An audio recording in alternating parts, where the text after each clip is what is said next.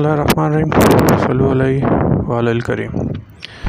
दोस्तों, उम्मीद है आप तमाम लोग खैरियत से होंगे। आज हम बात करने जा रहे हैं करंट अफेयर्स के हवाले से। और करंट अफेयर्स में इस तरह है कि अगर आपको पाकिस्तान और ख़ित्ते के मामला समझने हैं तो या तो आप 5 घंटे लगाएं शाम में 7 बजे से लेके रात 12 बजे तक, और जो भी मुख्तलिफ टीवी टॉक शोज़ आ रहे हैं, पॉलिटिकल टॉक शोज़, वो देखें। और या फिर आप 5 मिनट का जो हमारा 5 मिनट रिव्यू के नाम से ये एक नया सेगमेंट शुरू हुआ है हमारे पॉडकास्ट चैनल पे और यूट्यूब चैनल पे, आप इसे समाप्त फरमा लें तो बात तकरीबन बराबर ही होगी। अच्छा जनाब, अब सेनेट इलेक्शन के हवाले से बात करते हैं। पाकिस्तान में और पूरी दुनिया में तकरीबन मुख्तलिफ सिस्टम होते हैं और किसी भी मुल्क को चलाने के लिए। तो पाकिस्तान में जो है वो जमहूरियत है जो सिस्टम है, और उसमें एक तो कौमी असम्बली है जिसमें नुमाइंदे इलेक्शन लड़के आते हैं, और फिर सेनेट है। सेनेट में ये कि डायरेक्ट आवाम वोट नहीं देती, बल्कि जो कौमी असम्बली और सूबाई असम्बलियों के मेंबर्स हैं वो वोट देते हैं। और बुनियादी तौर पे कौमी असम्बली और जो सेनेट है उसका काम ये होता है कि वो आवाम की फलाह व बहबूद के लिए कानून साजी करे, यानी आवाम की जो रोज़मर्रा ज़िंदगी है उसके मसाइल किस तरह हल हो रहे हैं, ये काम होता है। अच्छा, वो 70 सालों में कितना काम हुआ है, सपना सुहाना, वो हमारे सामने ही है, बताने की ज़रूरत नहीं है। अब ये जो सेनेट का इलेक्शन है इस पर आते हैं, थोड़ा सा एक बैकग्राउंड बताता हूँ मैं आपको। जो अभी सेनेट का इलेक्शन हो रहा है उसे समझने के लिए आपको थोड़ा छांगा मांगा के जंगलों की सैर करनी पड़ेगी। और छांगा मांगा के जंगलों का जो टिकट है उसका मुझे नहीं पता आजकल क्या प्राइस चल रही है, लेकिन बहरहाल चलते हैं, मैं लेके चलता हूँ छांगा मांगा। तकरीबन काफ़ी पहले की बात है, 87 या 88 की। मैं जंग अखबार में ऐसे ही कुछ देखता था, कुछ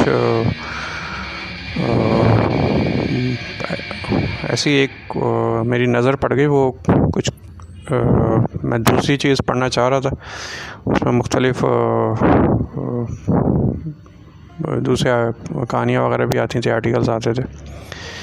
तो अब्दुल कादिर हसन साहब जंग में आर्टिकल लिखा करते थे। अच्छा, अब आर्टिकल का मतलब होता है कॉलम। अब अभी का मुझे नहीं पता कि अभी लिखते हैं नहीं लिखते, मैं हर आर्टिकल ना उस वक्त पढ़ता था ना अभी, कभी कभार इत्तेफाक से नज़र पड़ गए तो कुछ 4-5 लाइनें पढ़ ली, ज़्यादा नहीं।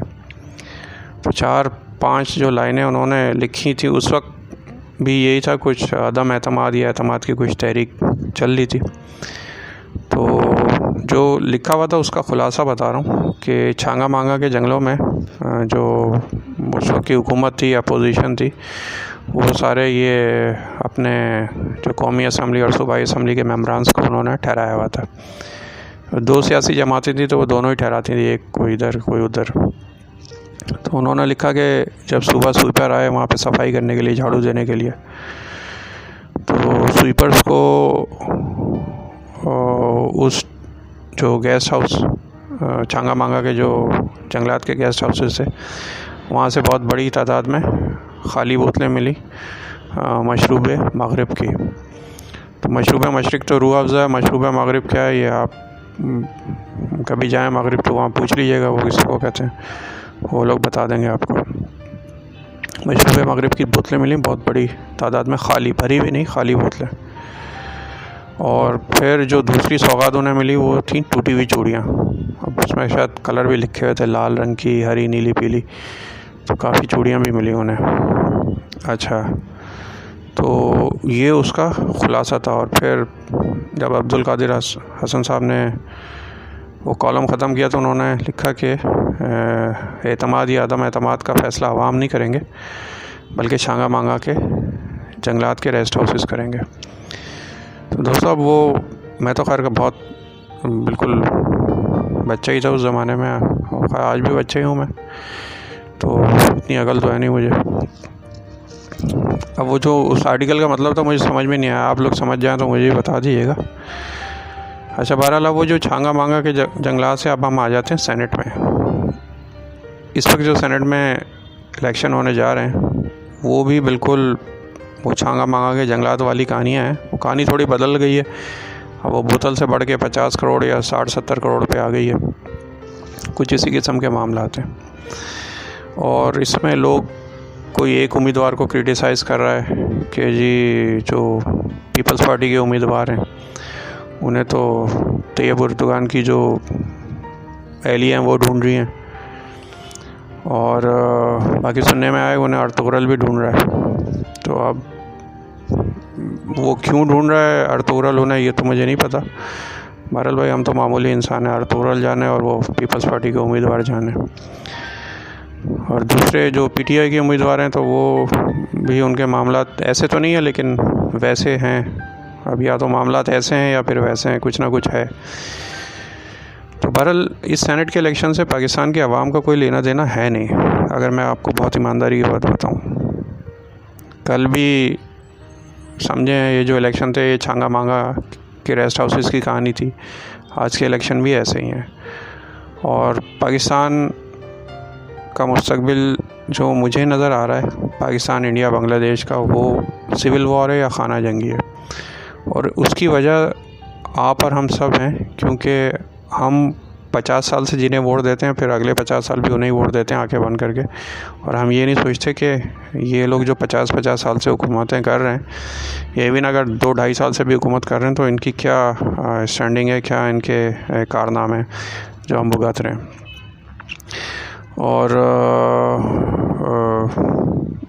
That's it. सॉल्यूशन मैं आपको पहले भी बता चुका हूँ कि पाकिस्तान में अगर कोई तहरीक शुरू हो गई, नई सियासी जमात भी नहीं है, एक तहरीक, कोई एक तहरीक शुरू हो गई जो कि हाईली लाइकली है, जो मामला मुझे नज़र आ रहे हैं, जो कि एक नई सियासी जमात हो, और वो चल के इस पूरे सिस्टम को रेक्टिफाई करेगी या फिर चेंज करेगी।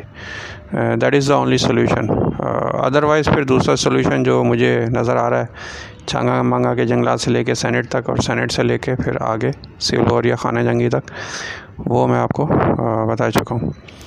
बहरहाल नेक्स्ट टाइम जब भी आप वोट दें तो आपको बहुत सोच समझ के फ़ैसला करना है कि जो 50 साल से आप जिनको वोट देते आ रहे हैं उन्हीं को वोट देना है, या फिर आपने क्या करना है, या फिर कोई नई सियासी जमात बनानी है जिसकी बहुत अशद तरीन ज़रूरत है।